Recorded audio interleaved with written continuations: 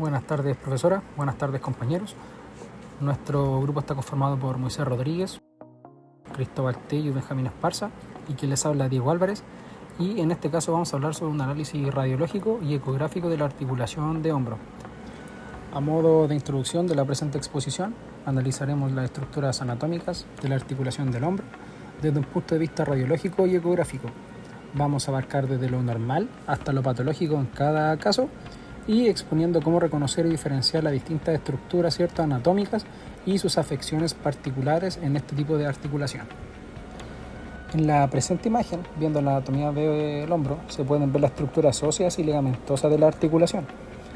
Desde una vista anterior, podemos observar la relación entre la escápula, la clavícula y el húmero. Se destacan en esta imagen las estructuras óseas principales, como el acromión, la apófisis coracoides, la cavidad glenoidea y los tubérculos del húmero. También se aprecian ligamentos claves como el acromio clavicular, coracoacromial y los coracoclaviculares, como el conoide y el trapezoide. Este tipo de vista anterior permite explicar que el hombro es una articulación muy móvil, pero con muy poca estabilidad ósea. Depende fuertemente de ligamentos y musculatura para mantener su estabilidad en movimiento.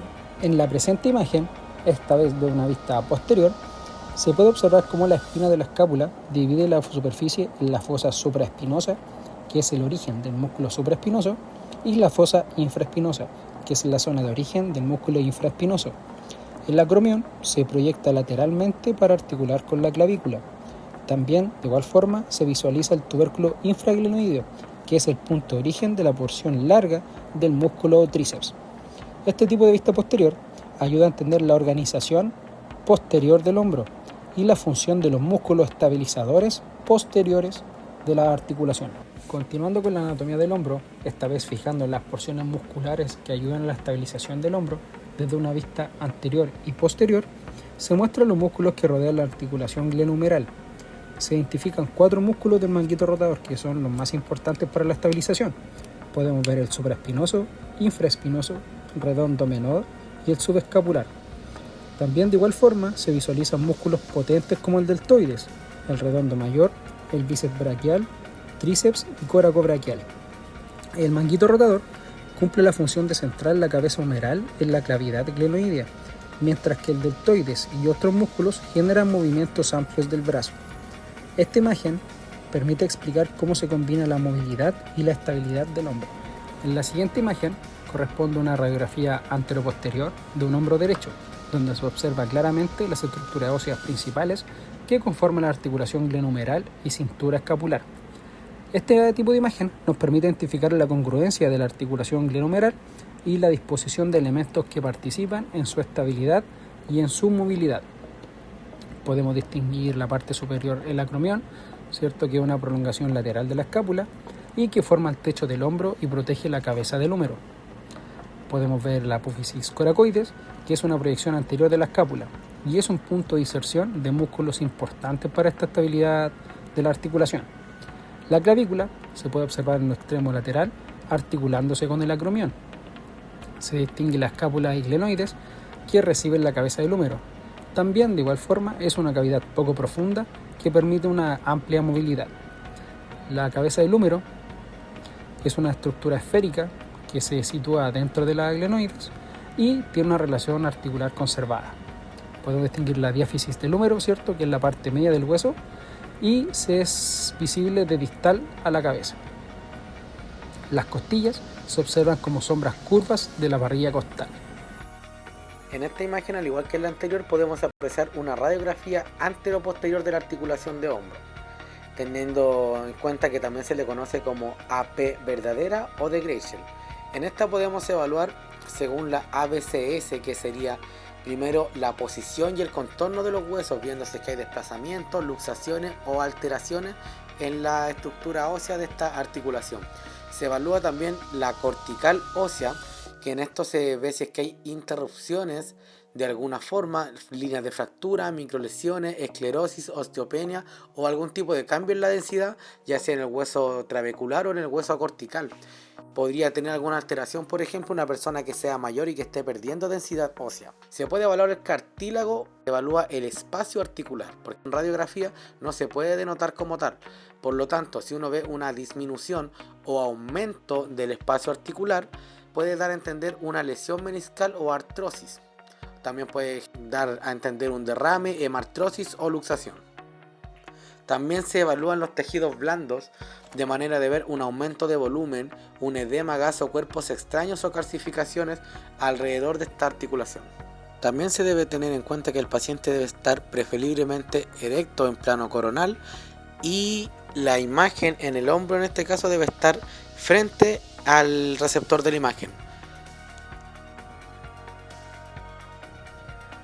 En esta imagen podemos tener una vista axial de la articulación de hombro. Proporciona la información adicional al evaluar las luxaciones y la inestabilidad glenohumeral, particularmente si estas no se ven bien en la proyección de AP estándar. El posicionamiento es difícil de lograr y se puede realizar en su lugar en una vista axial de inferior a superior. La posición del paciente debe estar sentado junto al receptor de las imágenes, el receptor de la imagen a la altura torácica media y el brazo afectado se encuentra en abducción con el codo apoyado sobre el detector. El brazo debe estar superficialmente abducido para que la articulación glenohumeral pueda estar centrada en el detector de la imagen. El paciente puede necesitar inclinarse ligeramente. La cabeza del paciente debe inclinarse hacia el lado no afectado y ligeramente hacia adelante. En esta imagen podemos apreciar también una vista antero-posterior de la articulación del hombro. Podemos apreciar una luxación del hombro, más precisamente de la articulación glenohumeral. Implica la separación del húmero de la cavidad glenoidea de la escápula en la articulación glenohumeral. Como apreciamos, según el ABCS de la evaluación sistémica, la alineación está alterada. ¿Por qué? Porque no está continua la disposición anatómica entre esta articulación. El cartílago tiene un espacio claramente más amplio y no está en la disposición anatómica que debiese estar. ¿Por qué? Porque el hueso se ve que está desplazado hacia inferior. Y por último, en esta imagen, que es una imagen lateral de la articulación de hombro, podemos ver una fractura acromial. Las fracturas acromiales son aisladas y ocurren raramente y representan un 10% de todas las fracturas de la escápula, pero aún así la podemos apreciar en esta imagen. El mecanismo de las fracturas acromiales pueden ser traumáticos, secundarios a una fuerza lateral directa sobre el hombro, a una luxación glenohumeral, o también puede ser por una fractura por avulsión, y aparte puede ser atraumático posteriormente tras la artroplastía total inversa del hombro, o una fractura por estrés también en el contexto de la atropía grave por rotura del manguito rotador. La imagenología es una herramienta fundamental para el buen diagnóstico, tratamiento y monitoreo de patologías, permitiendo la obtención de imágenes detalladas al interior del cuerpo para identificar enfermedades de manera precisa. Su buen uso es clave para una atención médica efectiva, ya que facilita la detección temprana y la planificación de tratamientos personalizados, aunque siempre debe complementarse con otros estudios para un diagnóstico definitivo y considerar los riesgos asociados a cada técnica. La ecografía ha demostrado ser una herramienta de diagnóstico para detectar y localizar calcificaciones y otras patologías dentro del manguito rotador, con una sensibilidad del 98% y una especificidad del 94% aproximadamente. Los depósitos calcificados suelen aparecer como focos hiperecogénicos con una sombra acústica posterior bien definida, pero debido a la variable del contenido calcificado, a veces pueden aparecer como grupos hiperecogénicos con una sombra acústica tenue o ausente. Bueno, aquí podemos ver una vista transversal de un hombro normal, donde la ecogenicidad del tendón del supraespinoso se observa hiperecogénico respecto al músculo adyacente con un patrón fibrilar brillante característico. El músculo deltoide presenta una ecogenicidad intermedia o isoecogénico con áreas hipoecogénicas correspondientes a los fascículos musculares. La bursa subacromial, subdeltoidea, fina, línea anecoica y delgada, normal y no distendida. Y la corteza ósea del troquier, línea hiperecogénica, continúa con una sombra acústica posterior. La ecotextura Del supraespinoso, la ecotextura es homogénea, con fibras paralelas visibles sin interrupciones.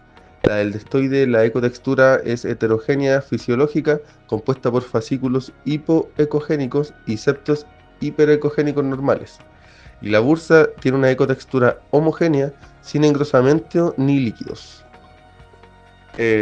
Los contornos y continuidad. En la corteza ósea hay un contorno regular, liso y continuo, sin defectos ni irregularidades. El supraespinoso mantiene la continuidad completa del tendón, sin signos de rotura, retracción o engrosamiento. Y la bursa tiene un contorno delgado y uniforme, sin irregularidades ni distensión. La imagen transversal evidencia un hombro sin alteraciones estructurales, con tendón íntegro, bursa normal y cortical ósea conservada. En la siguiente imagen vemos una vista transversal oblicua del hombro normal, donde la ecogenicidad del tendón del supraespinoso, la porción más anterior, mantiene ecogenicidad hiperecogénica homogénea, con el patrón fibrilar característico. El troquier tiene la línea cortical hiperecogénica intensa con sombra posterior. El ligamento coracocromial contiene una ecogenicidad hiperecogénica típica de estructuras fibrilares densas, y el deltoide isoecogénico respecto al tendón, sin zonas de hiperecogenicidad anormal. La ecotextura del supraespinoso es homogénea, con fibras paralelas orientadas oblicuamente, propias de esta proyección.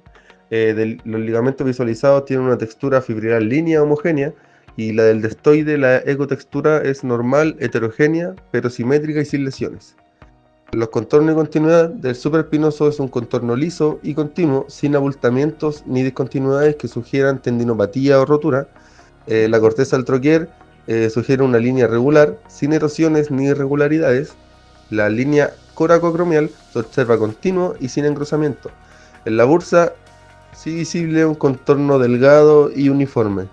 Bueno, la vista transversal oblicua confirma la normalidad de la estructura del manguito rotador, mostrando tendón íntegro, una textura conservada y sin signos de patología subacromial.